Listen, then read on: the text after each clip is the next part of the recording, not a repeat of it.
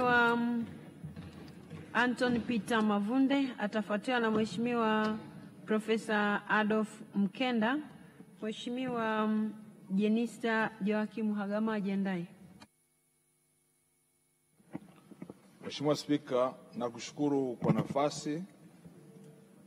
Awali ya yote nianze kwanza kwa kumshukuru Mwenyezi Mungu mwingi wa rehema aliyeturuzuku uhai na kutuwezesha kushiriki katika mkutano huu siku ya leo, tukiwa tunaelekea ukingoni mwa shughuli hizi za kibunge. Lakini pia kipekee kabisa nichukue fursa hii kumshukuru sana Daktari Samia Suluhu Hassan, Rais wa Jamhuri ya Muungano wa Tanzania, kwanza kwa heshima kubwa alionipa ya kuniteua kuwa waziri wa madini na kunipa dhamana hii kubwa ya kusimamia rasilimali za nchi yetu ya Tanzania. Lakini la pili, tunamshukuru sana kwa maono yake na utayari wake wa kuhakikisha kwamba sekta ya madini inachangia kwa kiwango kikubwa katika uchumi wa nchi yetu ya Tanzania. Kipekee kabisa nichukue fursa hii kumshukuru sana Mheshimiwa Makamu wa Rais, Mheshimiwa Waziri Mkuu na Naibu Waziri Mkuu, ambao muda wote pia wamekuwa wakitoa maelekezo na ushauri mbalimbali ambao umesaidia katika kuendeleza na kuikuza sekta ya madini. Mheshimiwa Spika, kipekee kabisa nichukue fursa hii kukushukuru sana wewe binafsi, Spika wa Bunge la Jamhuri ya Muungano wa Tanzania, Naibu Spika, wenye viti wote na waheshimiwa wabunge wote kwa ushirikiano mkubwa mliotupa katika kutekeleza yale ambayo yalitupaswa kuyafanya kwenye Wizara ya Madini. Mheshimiwa Spika, baada ya shukrani zangu, naomba sasa nijielekeze katika hoja ambazo zimejadiliwa ndani ya bunge lako.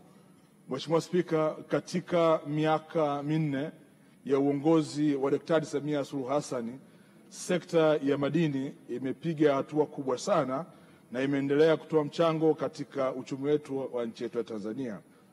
Mheshimiwa Spika, katika sera yetu ya madini ya mwaka 2009 na mpango wa maendeleo wa taifa wa miaka mitano ulituelekeza ya kwamba ikifika mwaka 2025 sekta ya madini inatakiwa iwe inatoa mchango kwenye pato la taifa kwa 10%.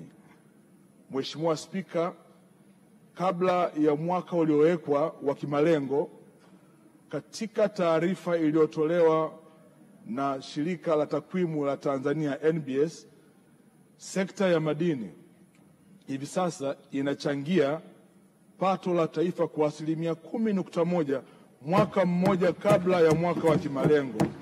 Haya ni mafanikio makubwa sana chini ya Daktari Samia Suluhu Hassan. Mheshimiwa Spika, eneo la pili ni eneo la akiba ya dhahabu kupitia Benki Kuu. Mheshimiwa Spika, katika bara letu la Afrika, Tanzania ni miongoni mwa nchi 5 zinazozalisha dhahabu kwa kiwango kikubwa sana. Mheshimiwa Spika, Tanzania haikuwemo katika orodha ya nchi zenye akiba ya dhahabu kupitia Benki Kuu, pamoja na kwamba tuko 5 bora kwa uzalishaji wa dhahabu katika bara la Afrika. Baada ya maelekezo ya Mheshimiwa Rais juu ya rasilimali madini tulionayo, tulifanya mabadiliko ya sheria.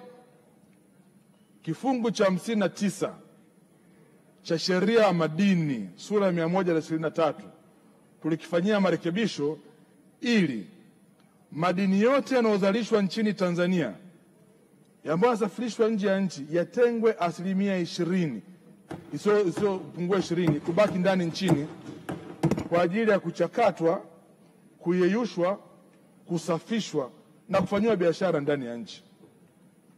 Mheshimiwa Spika, hatua hii iliwezesha benki yetu kuu ya Tanzania ianze kununua dhahabu kupitia dhahabu inayotengwa 20%. Mheshimiwa Spika, tarehe 1 mwezi wa 10 mwaka 2024 Benki Kuu ya Tanzania ilianza kununua dhahabu. Mheshimiwa Spika, katika bara la Afrika, nchi inayoongoza kwa kuwa na hifadhi kubwa ya dhahabu kupitia Benki Kuu ni nchi ya Algeria. Ina tani 174. na nchi ya 10 kwenye 10 bora ni nchi ya Msumbiji, ina tani 3.984. Mheshimiwa Spika, baada ya marekebisho haya ya sheria, BOT ilivyoanza kununua dhahabu mpaka hivi sasa, Mheshimiwa Spika, Benki Kuu ya Tanzania imekwisha kununua dhahabu ya tani 5.7 ndani ya miezi 9, na ndani ya muda mfupi ujao, Mheshimiwa Spika, tunakwenda kuongeza kiwango kufikia mpaka tani 7, na hivyo kuivuka Msumbiji ambao wamekuwa kwenye 10 bora kwa miaka yote. Tanzania ndani ya miezi 8 imeingia kwenye 10 bora. Hii ni kuonyesha kwamba Daktari Samia Suluhu Hassan amefanya kazi kubwa sana. Mheshimiwa Spika, eneo la 3, eneo la maduhuli. Katika mwaka wa fedha 2015-2016, sekta ya madini iliingiza kwenye mfuko mkuu wa serikali shilingi bilioni 162 tu kwa mwaka mzima. Baada ya kufanya marekebisho ya sheria ya mwaka 2017 ambayo yalianzisha masoko ya madini na vituo vya ununuzi, mapato kupitia sekta ya madini yakaanza kuongezeka. Mheshimiwa Spika, katika mwaka wa fedha uliomalizika, sekta ya madini imeingiza kwenye mfuko mkuu wa serikali kama sehemu ya maduhuli shilingi bilioni 753, na mwaka huu wa fedha unaoishia 24-25 tuliwekewa lengo la kukusanya shilingi trilioni 1 kuingiza kwenye mfuko mkuu wa serikali. Mheshimiwa Spika, kabla ya tarehe 30 haijafika, leo nasimama hapa mbele ya bunge lako tukufu kwa heshima na taadhima kubwa kuitaarifu bunge lako kwamba Wizara ya Madini imevunja rekodi yake yenyewe. Mpaka siku ya leo tumeshaingiza katika mfuko mkuu wa serikali shilingi trilioni 1.1 kabla ya mwaka wa fedha hujamalizika. Haya ni mafanikio makubwa sana chini ya uongozi wa Daktari Samia Suluhu Hassan. Mheshimiwa Spika, eneo la 4 la uongezaji thamani madini yetu. Mheshimiwa Spika, kifungu cha 100 D kubwa cha sheria ya madini sura ya 123 kinatoa katazo la kusafirisha madini ghafi nje ya nchi. Mheshimiwa Rais alitoa maelekezo kuhakikisha wizara inasimamia kikamilifu eneo hili. Mheshimiwa Spika, katika eneo la kuongeza thamani madini yetu, mambo matatu ya haraka haraka. La kwanza, tuna viwanda 8 hivi sasa vya kusafisha madini ya dhahabu katika nchi yetu ya Tanzania. Mheshimiwa Spika, jambo la pili, tuna viwanda 9 vinajengwa maeneo mbalimbali vya kuongeza thamani madini ya metali, hasa madini ya shaba na nikel, ambapo Mheshimiwa Spika, mkoa wa Dodoma peke yake kuna viwanda 7 vipya vinajengwa hapa, na hii itatupa nafasi ya badala ya kusafirisha jiwe la shaba kulitoa nje, tuna uwezo wa kutengeneza copper cathode na copper rods ndani ya nchi yetu ya Tanzania. Haya ni mafanikio makubwa sana chini ya uongozi wa Daktari Samia Suluhu Hassan. Mheshimiwa Spika, nilisema hapa bungeni, narudia tena ya kwamba hivi sasa serikali tumetoa statement ya kwamba hakuna leseni nyingine yoyote ya madini mkakati itakayotolewa mpaka mwekezaji atuwekee mezani mpango madhubuti wa kuongeza thamani madini ndani ya nchi. Vinginevyo hatutatoa tena leseni katika eneo hili. Mheshimiwa Spika, eneo la 5 ambalo nataka nilisemee la madini mkakati.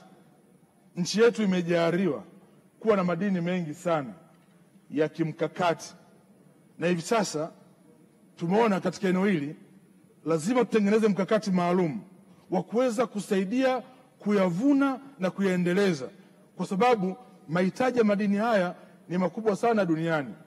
Tunamshukuru Mwenyezi Mungu, tuna miradi mikubwa ambayo inakuja katika eneo hili, lakini kubwa zaidi ni kwamba hivi sasa tunaweka mkakati maalum wa kuyavuna na kuyaendeleza ili nchi yetu iweze kunufaika katika eneo hili. Na katika moja ya nguzo kwenye mkakati huu ni eneo la uongezaji thamani. Ndio maana Mheshimiwa Spika, katika eneo la ekari 1331 pale Buzwagi tumetenga kongani maalum kwa ajili ya viwanda vya kuongeza thamani madini yetu. Na moja kati ya fanikio kubwa ambalo tutakwenda kulipata, Mheshimiwa Spika, ni kampuni ya Tembo Nickel ambao watakwenda kuchimba nickel kule Kabanga. Wanajenga kiwanda cha dola milioni 500 pale Kahama cha kuongeza thamani madini yetu ya nickel, ambapo tutakuwa tuna uwezo wa kutoa bidhaa ya mwisho kutoka Kahama kuingiza kwenye betri ya gari ya umeme pasipo kuongeza thamani nyingine yote hapa katikati. Mheshimiwa Spika, haya ndio mafanikio ambayo tumeendelea kuyapata. La mwisho, Mheshimiwa Spika, ni katika madini ya vito. Tanzania imejaliwa kuwa na madini ya Tanzanite ambayo huyapati kokote kule duniani. Mheshimiwa Spika, tutarejesha minada ya madini ya Tanzanite na maonesho ya kimataifa ili kuvutia tena madini yetu. Mheshimiwa Spika, baada ya kusema hayo, naunga mkono hoja na kushukuru sana kwa nafasi.